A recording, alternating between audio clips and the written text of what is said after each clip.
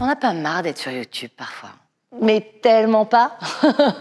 Non, c'est ma cour de récréation, donc au contraire. Non, c'est vital. Alors, ça compte le nombre de followers? Pas tellement. Enfin, ce qui est bien, c'est d'avoir des followers de qualité qui aiment ton travail, suivent ton travail et avec qui tu as un vrai partage, une vraie interaction. Et moi, j'aime bien mes followers. On est une petite communauté de gens sympathiques. Est-ce que tu es plutôt vie réelle ou vie sur YouTube? Vie réelle. Bah, je ne suis pas une vraie youtubeuse, je suis auteure, comédienne. Et YouTube, pour moi, c'est une plateforme de création. Mais j'en fais pas toute ma vie. Franchement, en vrai, c'est vraiment facile d'être youtubeuse, non? Donc non. Non, c'est clairement le support où tu gagnes moins ta vie. Enfin, moi, je parle par rapport à la télé ou par rapport au cinéma. Si on est sur YouTube, c'est justement pour d'autres raisons que l'argent, puisque l'argent, il est clairement ailleurs, hein, on va pas se mentir. Mais non, c'est pour raconter ses propres histoires et faire ses propres projets et pouvoir avoir une liberté qu'on n'a pas ailleurs, donc sans être lu, sans avoir à être validé. C'est quoi le pire commentaire que tu as reçu? Arrête de faire des vidéos et retourne dans ta cuisine. Mais ce à quoi j'ai répondu, si tu savais comment je cuisinais, tu ne me demanderais pas ça. Je crois que je suis la pire cuisinière du monde. Je sais faire des bananes et c'est tout. Vas-y, lâche-toi et dis-moi ce que tu aimerais dire à tes haters. J'en ai pas beaucoup, mais vraiment très très peu d'ailleurs. Je crois que j'ai une communauté de gens extrêmement bienveillantes. Mais si j'en avais, je leur dirais juste trace ta route. Mais en fait, ça m'intéresse pas vraiment. C'est pas un peu ridicule parfois?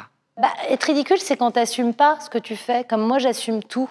Et comme je me donne les rôles que je veux me donner et j'écris les histoires que j'ai envie de raconter, je me sens jamais ridicule, en fait. Être une femme sur YouTube, ça change quoi? Je pensais que ça changerait rien parce que je me suis jamais vécue comme femme. C'est-à-dire que j'ai jamais... je vois pas le monde de cette façon-là, en fait, par un prisme de genre. Mais je me suis rendu compte que oui, il y avait des commentaires clairement misogynes sur YouTube. Encore une fois, je m'en fous un peu, en vrai. Je fais mes trucs, je crée mes histoires. Il y a des rôles pour les hommes, il y a des rôles pour les femmes. C'est pas du tout que des histoires de femmes. J'essaie d'être le plus universel possible. Et après, ceux qui m'aiment, et puis on peut pas plaire à tout le monde, donc c'est pas grave, quoi. T'as eu un déclic pour lancer ta chaîne, non? C'était quoi?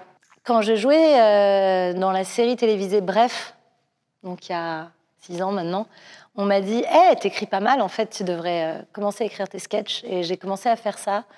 Et je suis tombée enceinte et on m'a pas beaucoup embauchée en tant que comédienne. Quand on est enceinte, on est un peu mis à l'écart. Et du coup, j'ai énormément écrit pendant 9 mois. Et j'ai accouché un peu de tout en même temps, de mon bébé et de mon envie en fait de mettre mes vidéos en ligne. Et tout ça est arrivé au même moment.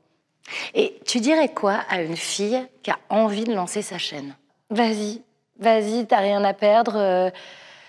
Encore une fois, la pire des choses qui puissent t'arriver, je pense, c'est de plaire à tout le monde. Et moi, je suis très contente d'avoir trouvé des gens juste qui aiment mon travail et pas besoin de te sentir affecté aussi par les critiques parce qu'elles sont souvent pas contre toi, il n'y a rien de personnel finalement. C'est juste des gens qui ont envie d'exister sur la plateforme, c'est tout. Donc, vas-y, fonce, vraiment, t'as rien à perdre.